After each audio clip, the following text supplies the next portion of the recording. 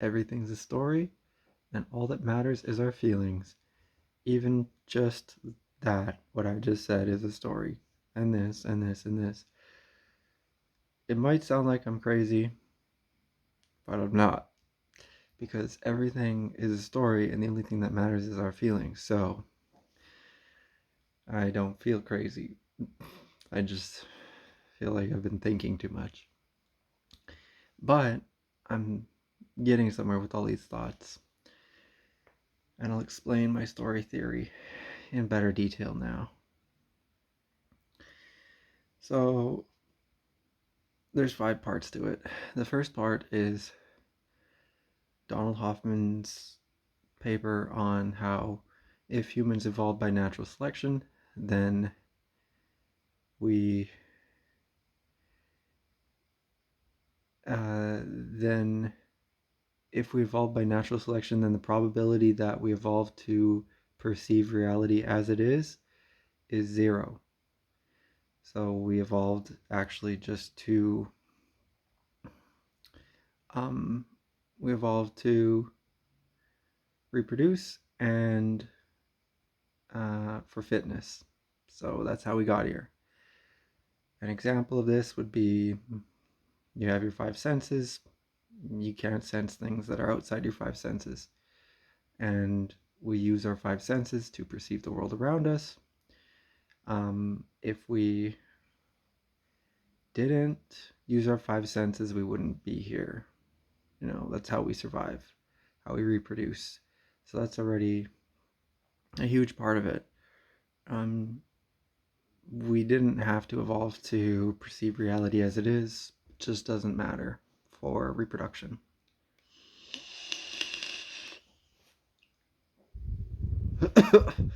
That's really big.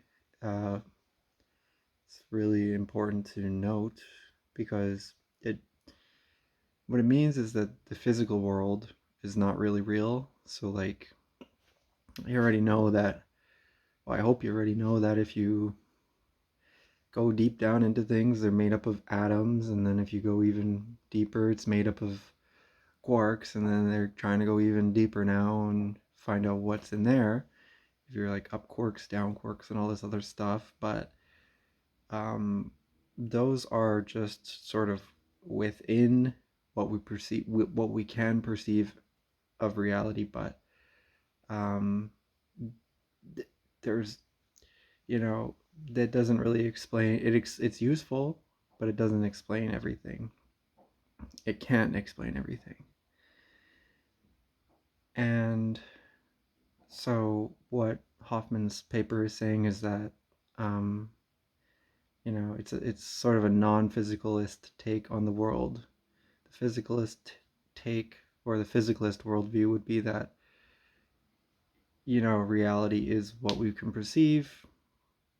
We just have to keep going deeper into our knowledge of going deeper into atoms and whatever, and eventually we'll find out like what the building blocks of life are, and if we go deeper into the brain and do more experiments, we'll figure out what accounts for a conscious state, why we can experience what what um what gives us the taste of chocolate, what gives us the the feeling um of a nice smell from the sidewalk after it rains or something like that.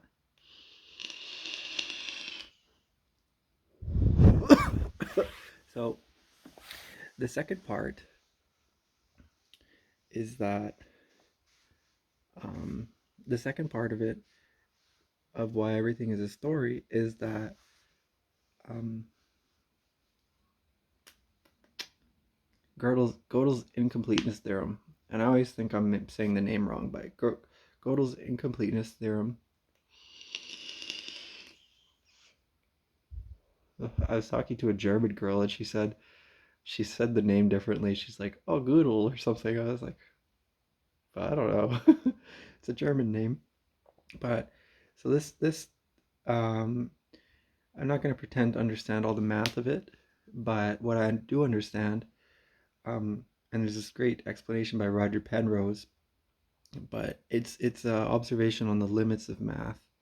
And from that, I say it's an observation on the limits of logic, because logic and math are fundamentally connected, okay? And logic is the study of, uh, you know, causation, and we use causation to as a basis of our reasoning and whatnot. You say, well, if if A plus B equals AB, um, that follows, or if 1 plus 1 equals 2, that follows, like, that's logical, it's mathematical, it's sound. But when you get to these higher, most advanced parts of math, it's incomplete. It's Math is not completable, and by relation, logic as well. It's always within a set, and the set is just ever expanding. You can never break out of the set. Is kind of what the Gödel's incompleteness theorem shows.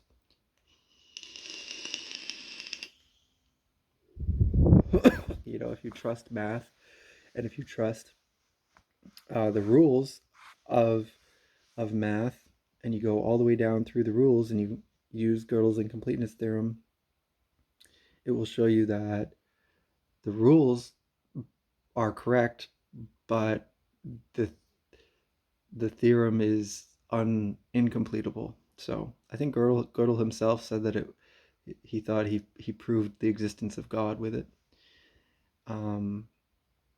And then, so now that's the second part.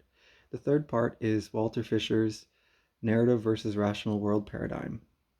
So the rational world paradigm says that humans are rational, that we make our decisions based on rationality, and there's 5 parts to it, but those are the first 2, and that's the gist of it.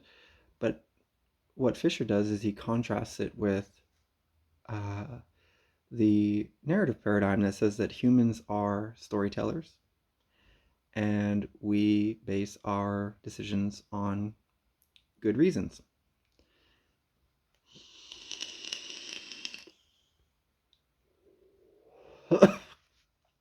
So those good reasons can really be anything. Humans are not rational. I think everyone kind of knows that. We're emotional. I'm just saying that it's not really separate. There's not a rational part to us and an emotional part to us. It's all emotional. That's what I'm saying. That everything is a story, and what matters is our emotions, our conscious state, really. And that brings me to the fourth part, which is David Hawkins made a map of consciousness, enlightenment at the top, shame at the bottom, and each conscious level, and there's all the different other conscious levels in between. Each conscious level is linked to an emotional state, and is also linked to a view of life. So for the enlightenment one at the top, the emotional state is ineffable, because you can't describe an enlightenment experience.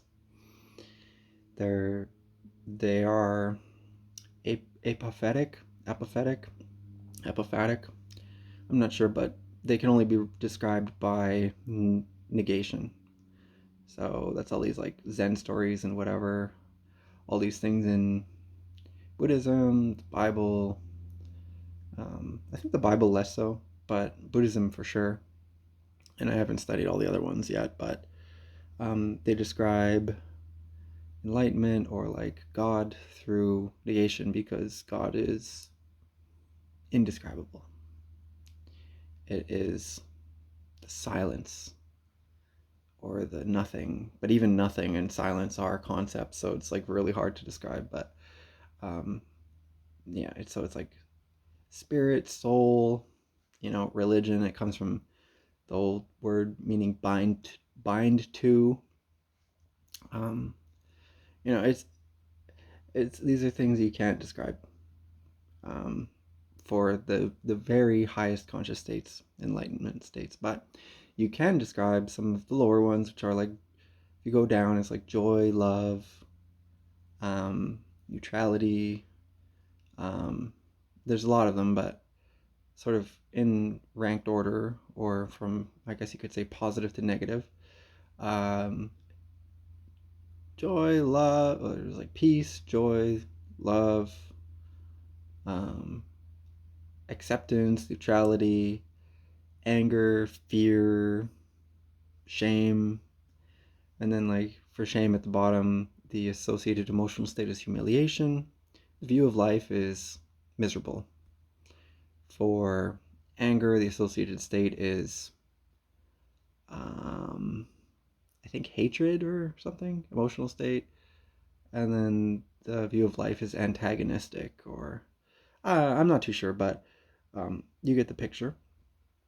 And so the fifth and final part of my story theory, and why everything is a story, and why the only thing that matters is our feelings, is a typical narrative arc, a typical story arc. So if you think of a story arc, it kind of looks like a bell curve usually. You've got your starting out, you've got your middle, your end, you've got every story has characters, location, conflict, rising action, resolution. You can add in more, there's more parts. You can talk about perspective, tone, you can talk about themes. There's more parts to a story, you can get really complicated with it, but the main parts of a story need to be there. And everything is a story. The reason being is because you can take a typical story arc and you can map it onto this map of consciousness. And what stories do, whether they're rich, whether they're shallow, whether they're flat, whether they're mountainous, I don't know, whether they're enthralling, whether they're just boring, whether, every single story, it starts somewhere on the conscious level, or on the view of life, or on the emotional state.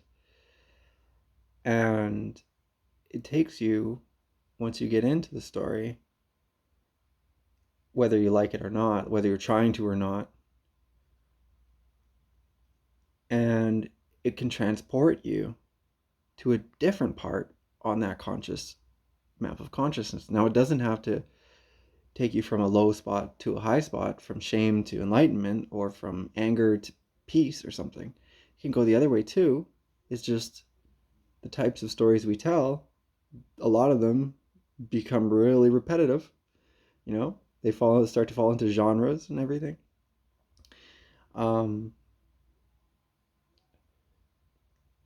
Love stories, action, religious texts, nonfiction. Nonfiction is a great one, because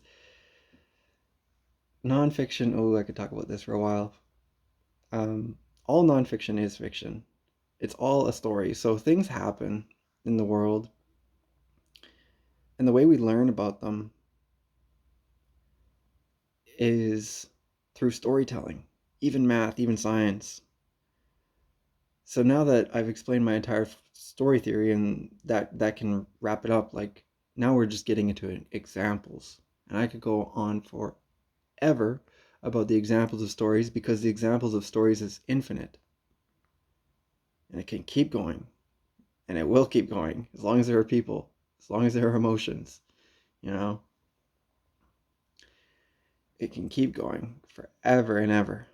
And it will keep going forever and ever, as long as there are people, as long as people are talking, as long as people are communicating, as long as there's consciousness, stories will keep going. And where are they all leading? What's our goal with stories? Well, now we're getting into examples, but we can get into some really powerful ones now that we have the basics. Some really powerful ones are psychological stories, scientific stories. I can explain why they're all stories, but these are just some of the ones that are very powerful. Historical stories are amazing. I'm a huge fan of history. Huge fan of history. Um, a couple things I might have glossed over, just just to refute any kind of counter arguments, is, well, where do words get their meaning? What gives a word its meaning? Well, a word actually gets its meaning from other words. Words actually have no inherent meaning of their own. They get their meaning from other words. And humans are really unique in that we can learn language and we can process language really quickly. It's all information. It's all from our hearing, you know. Um, and then we can sort of glue or put meaning on it. We confabulate what the sounds mean a lot of the time. Um, we just maybe don't realize it.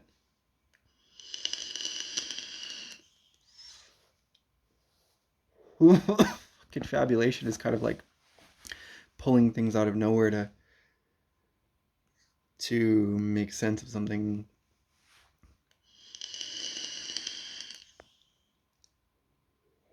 You may have met people like this. I know I have. No matter what you say to them, they've always got something to say, and you start to realize after a while that they're just making stuff up. Oh man, that's kind of an annoying one because it's like you want to tell them quit doing that. Like you don't know what you're talking about, but a lot of people, they sort of have like a set number of things that they know, and they're either too ignorant, arrogant, proud, or you know, I don't know what else, but they just don't want to say I don't know. They just always try to have something or one up, you know. But it's interesting because the way that words work is that when you hear a word, like you hear a word and it starts to trigger other words, because in our minds, when we learn language, we learn it with other words, like, and so what we do is we connect other words to them. But we're so good at this that we can put them into stories, and the way we put them into stories is through our emotions. And oh gee, I could talk about this forever.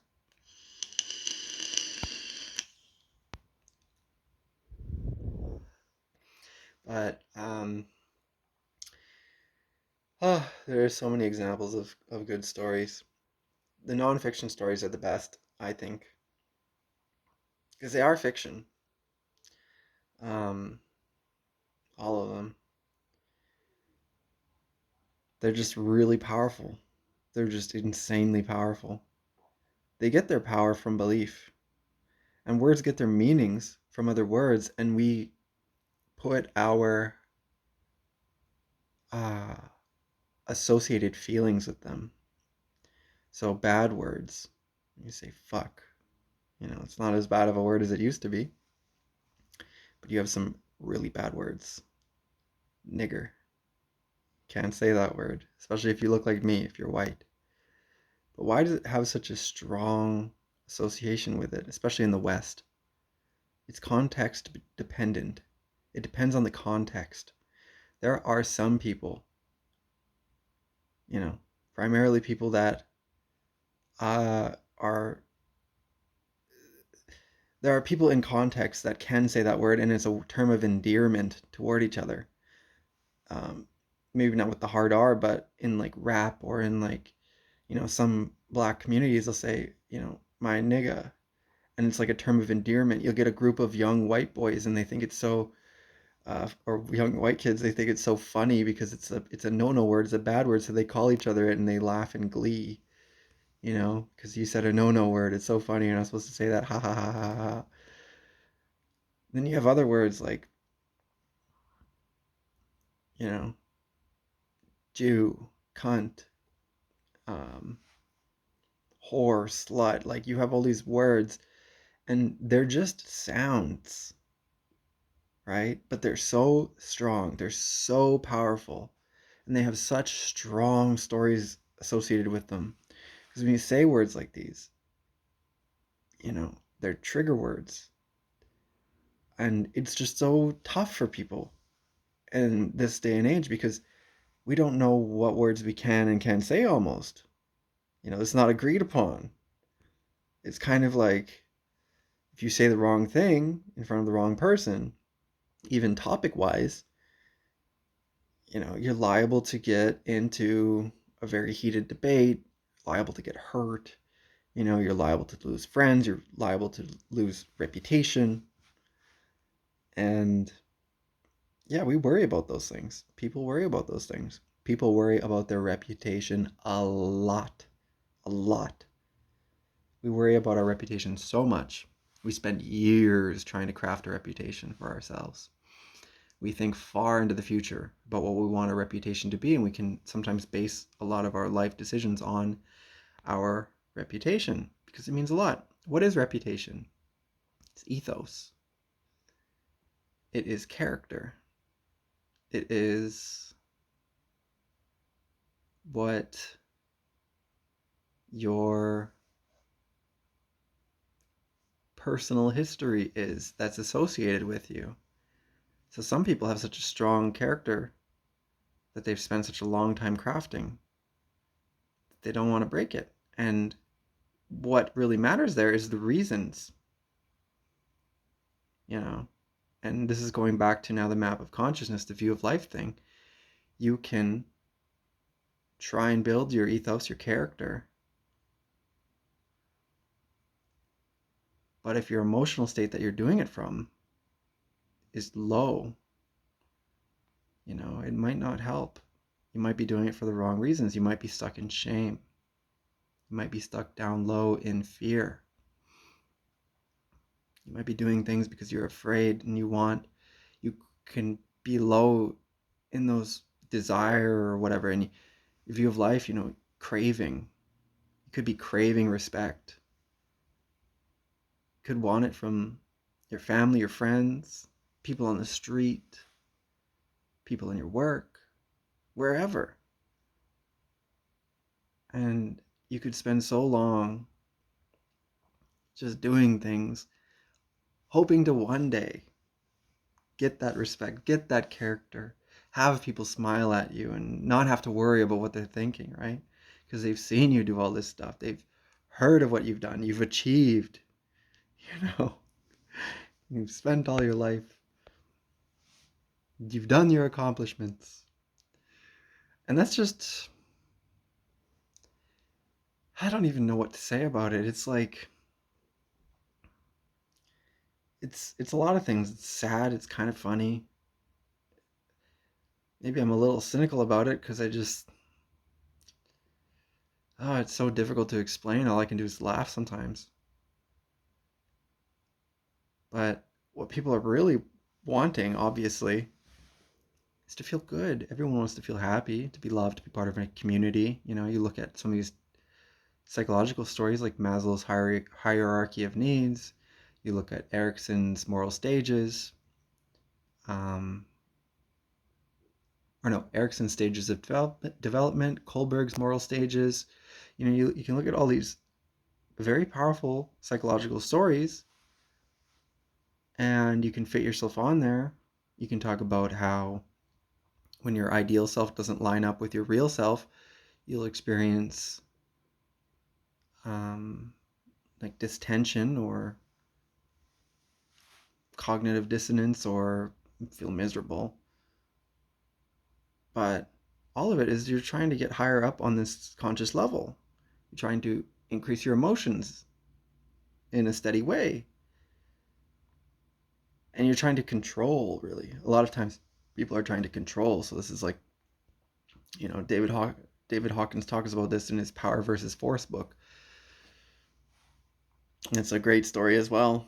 A lot of books, videos, everything. Self-improvement is just so dripping with this control stuff.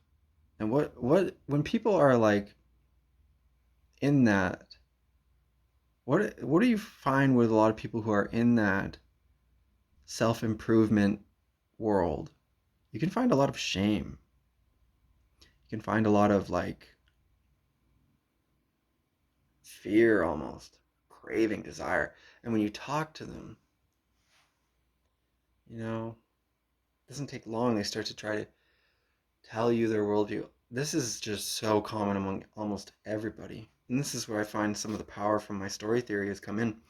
It's made me a better listener because I'm able to actually like hear people's stories, hear what they're saying. I don't have to solve their problem. Some people get stuck trying to solve problems. People pleasers. Why do they do that? It's because if they can just solve people's problems and make other people feel happy, they feel happy when other people are happy. But it puts them in this constant state of like wanting other people to be happy so that they can be happy.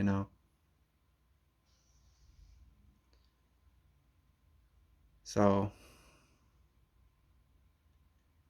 it's all just one big story. Everything's a story. What matters is our feelings. We're obviously all trying to feel good, help other people. We all have problems. But how we view life really changes what our story is.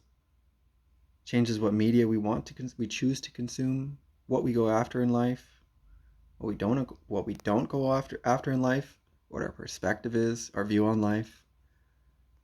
At the top, the enlightened perspective or the enlightened worldview is.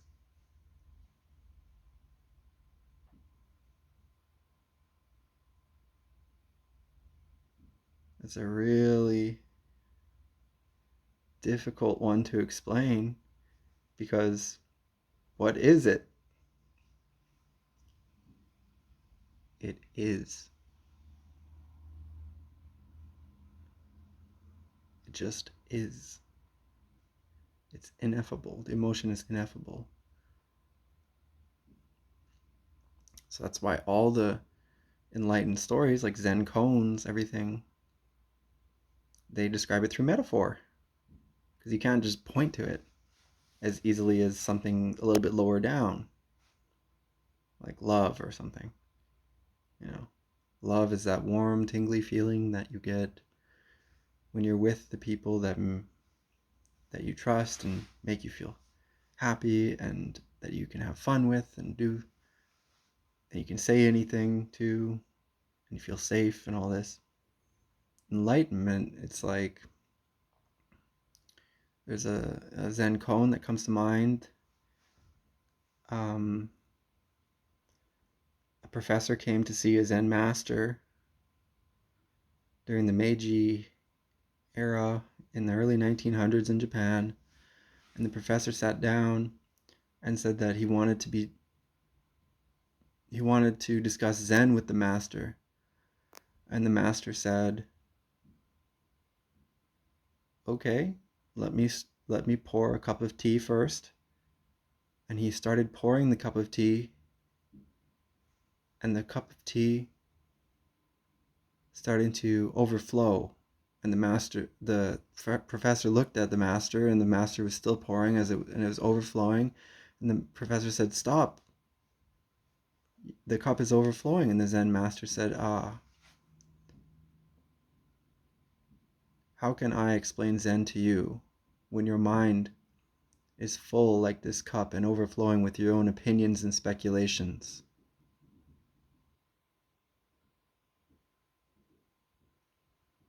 And that's it. It's through metaphor. So we could talk forever and ever and ever. We can keep talking about this.